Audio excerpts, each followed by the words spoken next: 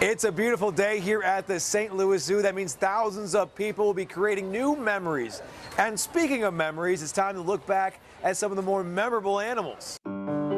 It's not very often you get to live out your dreams when your work doesn't feel like work.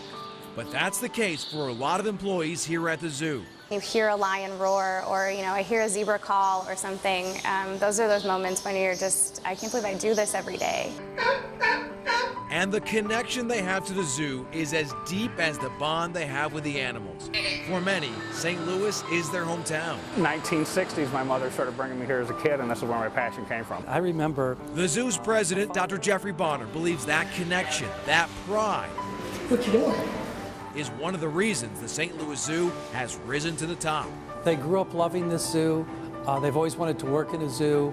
This is the pinnacle of their ambition. And there's the connection that you have to this national treasure. There's a reverence for this institution in this community that you won't find for any zoo in any other community in the nation.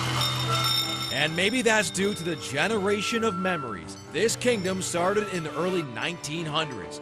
Through the years, there's been several famous animals, such as Miss Jim, the zoo's first elephant, Moby Dick, an elephant seal, Phil the gorilla, and Siegfried the walrus. There's been a lot of really charismatic animals here.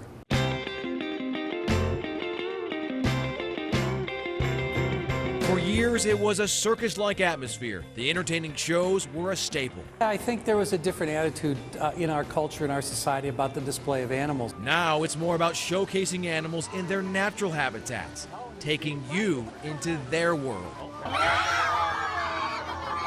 There's some things that are done here that aren't done anywhere else. Wow. So if you want to see sea lions and seals underwater, Oh, look at that one! you have to go through our tunnel.